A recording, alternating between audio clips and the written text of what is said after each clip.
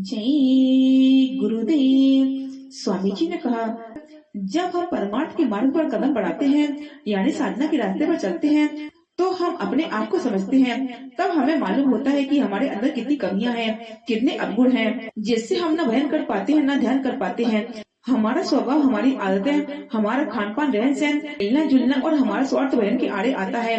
मन इसी चक्कर में मरता रहता है और हमें गिराता रहता है। मन की गति जब समझ में आती है तब हम अधर्म साधना के मार्ग पर चलते हैं।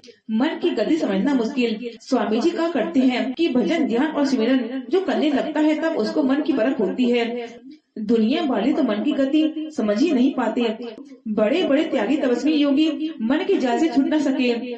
सत्य मत की साधना ही एक ऐसी साधना है जिससे मन की पकड़ होती है, और जाहिर है कि जब मन की पकड़ होगी तो ये भागेगा, क्योंकि युगों युगों से ये आदत घूमता रहा, इसको कोई पकड़ने वाला मिला ही नहीं। संतों ने नाम योग की साधना रखी, उसमें मन की पकड़ है, क्योंकि जब तक मन पकड़ में नहीं आएगा सूरत का साथ नहीं देगा। जब तक यह कुछ नहीं कर सकती, हम चाहे घंटों बैठे रहें, ध्यान भजन में मन साथ दे दे तो सूरत अपनी शक्ति को प्राप्त करने लगेगी, और जब अंतर में चाल उसकी होने लगेगी वो इतनी शक्तिशाली हो जाएगी कि वो मन को अपने काबू में कर लेगी। यह ठीक है कि यह काम आसान नहीं है, पर असंभव भी नहीं है, क्योंकि भक्तों का इतिहास बताया है कि उन्होंने साधना की और मन के दायरे से ऊपर निकल गए। गोस्वामी जी ने लिखा, गो गोचर जय लगी मन जाई, सो सब माया जाने हूँ भाई। मन की सीमा कहाँ तक है यह तो संत महापुरुष से ही बताते हैं, क्योंकि संत मन की साधना सच्चे निर्माण की साधना है। इसी साधना के द्वारा यह जीवात्मा काल कर्म में माया की हद को पार करती हुई अपने सच्चे परमात्मा को प्राप्त करती है। इसीलिए संत मत में गुरु की प्रधानता है। गुरु रास्ता बताता है, प्रभु से मिलने की इच्छा जगाता है, अंतर में चलने की मदद करता है, काल माया के दाव पेच से अलग करता है, और जीवात्मा यानी सूरत को उसके सच्चे देश में सच्चे प्रभु के पास पहुंचा देता है। उस गति को पाकर कबीर साहब ने कहा, गुरु गोविंद दो खड़े, काके लागू पाओ, बलिहारी गुरु आपने गुरु दियो लखाए।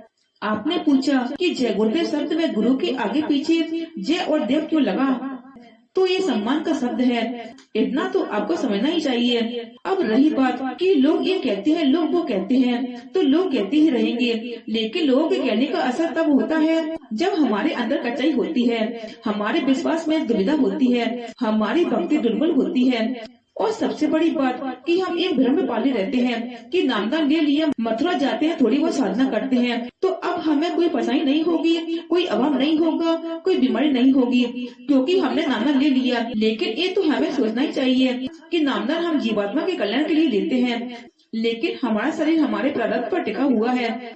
हमने जो कुछ कर्म किए हैं, जो लेन देन के कर्जे लादे हैं, उसे तो चुकाना ही पड़ेगा। गुरु की दया मिलती रहेगी तो आसानी से कर्म कर्जे चुकते रहेंगे, लेकिन हम उन्हीं पर आप विश्वास कर लेंगे तो बताइए क्या होगा। ये हमारे मन का ही चोर बोलता है कि लोग कहते हैं कि बहुत गुरुजी का प्रचार करते हो, नामदान लेकर आए हो, मथुरा जाते हो, फिर तुम्हें परेशानी क्यों आती है, क्यों बीमारी आती है।